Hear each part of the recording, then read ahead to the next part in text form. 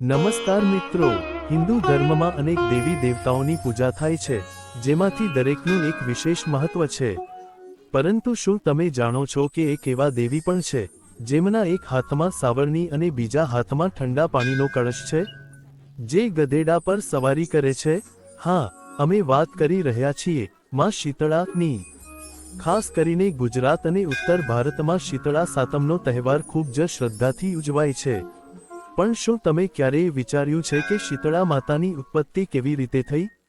શા માટે તેઓ ગધેડા પર સવારી કરે છે? અને વૈજ્ઞાનિક દ્રષ્ટિએ આ પૂજા પાછળ શું રહસ્ય છે? આજે આ વિડીયોમાં આપણે આ તમામ પ્રશ્નોના જવાબો જાણીશું. વિડીયોના અંત સુધી બન્યા રહેજો, કારણ કે આજે તમને કંઈક નવું જાણવા મળશે.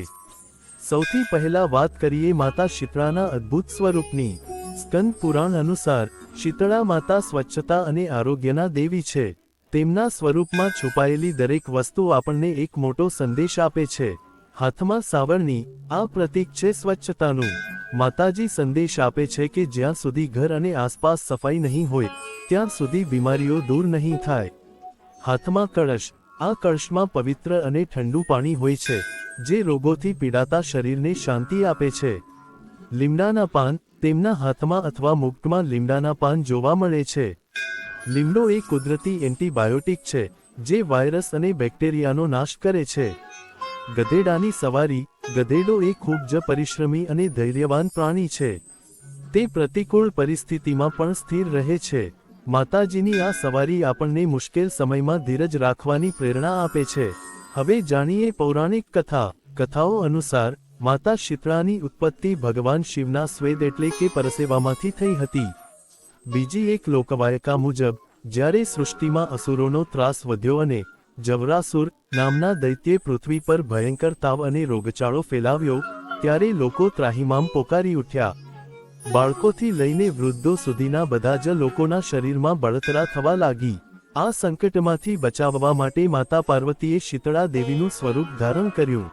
તેઓ પૃથ્વી પર આવ્યા અને તેમણે જવરાસુરનો નાશ કર્યો. પોતાના કળશના પવિત્ર જળથી તેમણે ધરતીના લોકોની બળતરા શાંત કરી અને રોગમુક્ત કર્યા. ત્યારથી જ તેમને શીતળા એટલે કે ઠંડક આપનારા માતા તરીકે પૂજવામાં આવે છે. ગુજરાતમાં શ્રાવણ વદ સાતમના દિવસે શીતળા સાતમ ઉજવાય છે.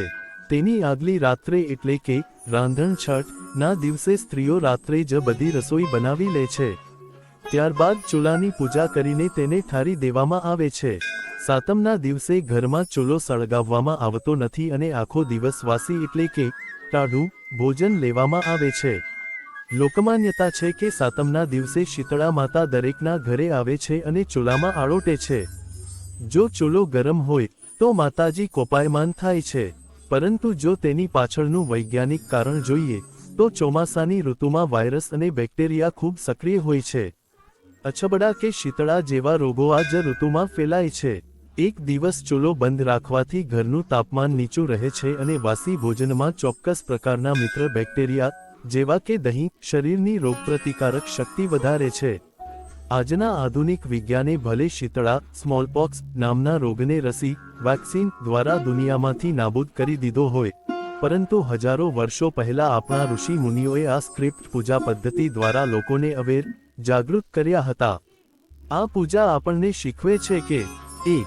રોગોથી બચવા માટે ઘર અને શરીર સ્વચ્છ રાખો. 2. ત્વચાના રોગોમાં લીમડાનો ઉપયોગ કરો. 3. ચેપી રોગચાળો ફેલાય ત્યારે ગરમ ખોરાક રાંધવાના બદલે શરીરને ઠંડક આપતો ખોરાક લો.